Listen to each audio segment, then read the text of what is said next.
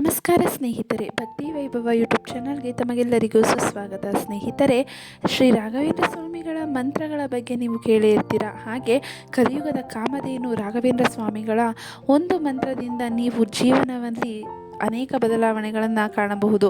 ಅಂದರೆ ರಾಯರಿದ್ದಾರೆ ಅಂತ ಎಷ್ಟು ನಂಬಿಕೆ ಇದೆಯೋ ಅಷ್ಟೇ ನಂಬಿಕೆಯಿಂದ ಈ ಮಂತ್ರಗಳನ್ನು ನೀವು ಪಠಿಸಿದ್ದೇ ಆಗಿದ್ದಲ್ಲಿ ನೀವು ಜೀವನದಲ್ಲಿ ಉನ್ನತ ಮಟ್ಟಕ್ಕೆ ಇರ್ತೀರಾ ಅಂತಲೇ ಹೇಳ್ಬೋದು. ಹಾಗಿದ್ರೆ ಆ ಮಂತ್ರಗಳು ಯಾವ್ದ್ಯಾವುದು, ಆ ಮಂತ್ರಗಳ ಪ್ರಯೋಜನ ಏನು, ಹಾಗೆ ಆ ಮಂತ್ರಗಳ ಅರ್ಥವೇನು ಅನ್ನೋದನ್ನು ವಿಡಿಯೋ ಮೂಲಕ ತಿಳ್ಕೊಳ್ಳೋದಕ್ಕಿಂತ ಮುಂಚೆ ದಯವಿಟ್ಟು ಚಾನಲನ್ನು ಸಬ್ಸ್ಕ್ರೈಬ್ ಮಾಡ್ಕೊಳ್ಳಿ.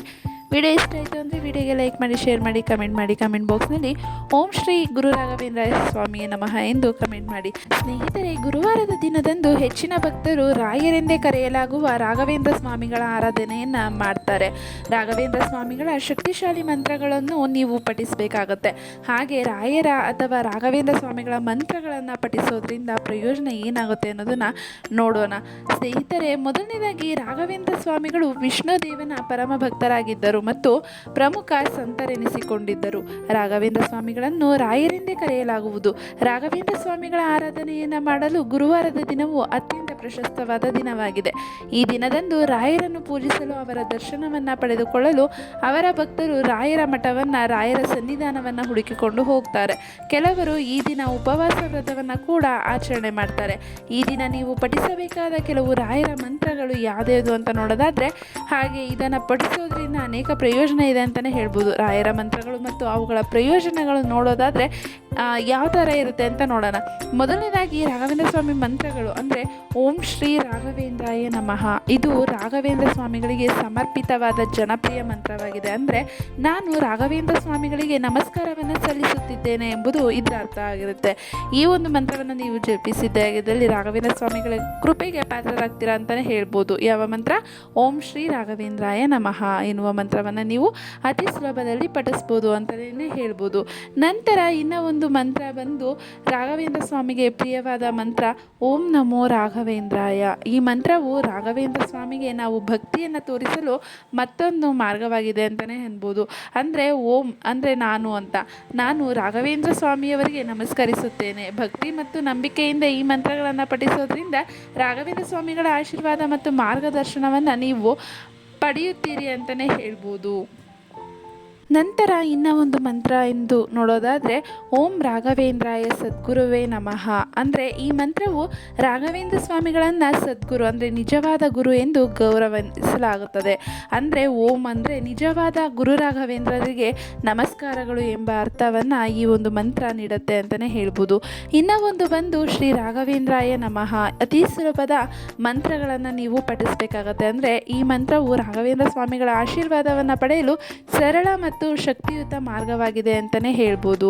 ರಾಘವೇಂದ್ರ ಸ್ವಾಮಿಗಳ ಮಂತ್ರಗಳನ್ನು ಪಠಿಸೋದ್ರಿಂದ ಏನು ಪ್ರಯೋಜನ ಸಿಗುತ್ತೆ ಅಂತಂದರೆ ಆಧ್ಯಾತ್ಮಿಕ ಬೆಳವಣಿಗೆ ಹಾಗೂ ರಾಯರ ಶಕ್ತಿಗಳು ಮತ್ತು ಮಾರ್ಗದರ್ಶನದೊಂದಿಗೆ ಸಂಪರ್ಕವನ್ನು ಸಾಧಿಸಲು ಸಹಕಾರಿಯಾಗುತ್ತೆ.